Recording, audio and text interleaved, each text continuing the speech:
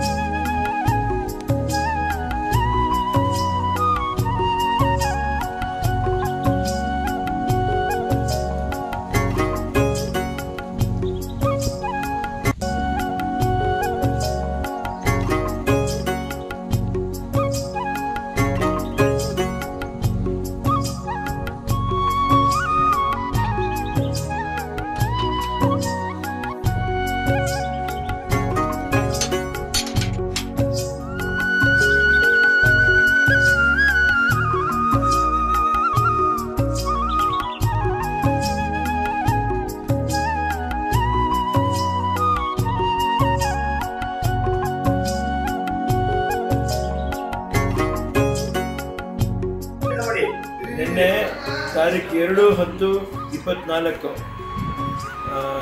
ನಮ್ಮವರು doctor M ಲೀಲಾವತಿಯವರ ಮೊಮ್ಮಗ ಜೀವರಾಜ್ ಅವನು ಡಿಗ್ರಿ ತಗೊಂಡ. ತುಂಬ ಸಂತೋಷ ಅನ್ನಿಸ್ತು. ಚೆನ್ನೈನಲ್ಲಿ ಅವರ ಅಜ್ಜಿ ಇಷ್ಟ ಏನಿತ್ತು ಅಂತ ಹೇಳಿದರೆ, ನಾನು ಒಳ್ಳೆಯ ವಿದ್ಯಾವಂತನಾಗಬೇಕು, ಅವನು ಕಷ್ಟಪಟ್ಟು ದುಡಿಬೇಕು, ಅವನ ಜೀವನದಲ್ಲಿ ಮೇಲೆ ಬರಬೇಕು, ದುಡಿದು ಮೇಲೆ ಬರಬೇಕು ಅನ್ನೋ ಆ ಉದ್ದೇಶ ಅವರ ಅಜ್ಜಿಗೆ. ಹಾಗಾಗಿ ಅವನು ಈ ಡಿಗ್ರಿ ತಗೊಂಡಿರುವಂಥದ್ದು ನನಗೆ ತುಂಬ ಅಮೂಲ್ಯವಾದದ್ದು. ನನ್ನ ತಾಯಿಯವರಿಗೆ ಅಷ್ಟೇ ಪ್ರೀತಿ. ಹಾಗೆ ಅವನಿಗೆ ಏನು ಬೇಕು ಭವಿಷ್ಯದಲ್ಲಿ ಓದೋಕ್ಕೆ ಎಲ್ಲವೂ ಅಮ್ಮ ಹೇಳಿದ್ದಾರೆ. ಅವನಿಗೇನು ಮಾಡಬೇಕು, ಯಾವ ಥರ ಕೊಡಬೇಕು, ಏನು ಮಾಡಬೇಕು, ಖಂಡಿತ ನಾವು ಮಾಡ್ತೀವಿ. ಆ ಪ್ರೀತಿ ಯಾವಾಗಲೂ ಸದಾಕಾಲ ಇರುತ್ತೆ. ತುಂಬ ಸಂತೋಷ, ಹೆಮ್ಮೆ ಅನ್ನಿಸ್ತಾ ಇದೆ. ಹುಡುಗ ಓದಿ ಡಿಸ್ಟಿಂಕ್ಷನ್ನಲ್ಲಿ ಫಸ್ಟ್ ಕ್ಲಾಸಲ್ಲಿ ಪಾಸ್ ಆಗಿರೋದು ತುಂಬ ಹೆಮ್ಮೆ ಅನ್ನಿಸ್ತದೆ. ಅವ್ರಿಗೆ ಅವರ ಅಜ್ಜಿ ನಿಜವಾಗ್ಲೂ ಬದುಕಿದ್ದಿದ್ರೆ ಅದೆಷ್ಟು ಸಂತೋಷ ಪಡೋರು, ಎಷ್ಟು ಸಂತೋಷ ಪಡೋರು ನಾವು ಬೆಲೆ ಕಟ್ಟೋಕ್ಕಾಗಲ್ಲ. ಎಷ್ಟು ಕಷ್ಟಪಟ್ಟು ಮಕ್ಕಳು ಓದಲಿ ಅಂತ ಹೇಳಿದ್ರೆ, ಈಗ ನನ್ನನ್ನೇ ತಗೊಳ್ಳಿ, ನನಗೆ ಓದೋಕ್ಕಾಗಲಿಲ್ಲ ಜೀವನದಲ್ಲಿ. ಅಂಥದ್ದು ಅವನು ಓದಿದ್ದಾನೆ ಅಂದಾಗ ನಮಗೆ ಎಷ್ಟೋ ಸಂತೋಷ. ಓದೋದಂದಿರ ಅವನು ಆವಾಗಲೇ ಕೆಲಸಕ್ಕೆ ಸೇರ್ಕೊಂಡ್ಬಿಟ್ಟ, ಕೆಲಸ ಮಾಡ್ತಾಯಿದ್ದಾನೆ, ದುಡ್ಕೊಂಬರ್ತಾನೆ. ಅವನ ದುಡಿಮೆನಲ್ಲಿ ಅವನೇ ಬೈಕ್ ತೊಗೊಂಡ.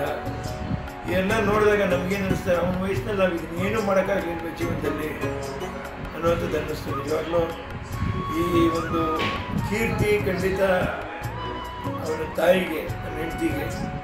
ಹಾಗೆ ಇದರ ಮುಖ್ಯವಾದ ಅಂಶ ಯಾರಿಗೆ ಸೇರುತ್ತೆ ಅಂದರೆ ಡಾಕ್ಟರ್ ಎಂ ಲೀಲಾವತಿ ಅವರು. ನನ್ನ ಮೊಮ್ಮಗ ಹೀಗೇ ಇರಬೇಕು ಅಂತ ಅವ್ರು ಏನು ಯೋಚನೆ ಮಾಡಿದ ಹುಡುಗ ಅದನ್ನೇ ಆದ ಅನ್ನುವಂಥದ್ದು ನನಗೆ ತುಂಬ ಸಂತೋಷ.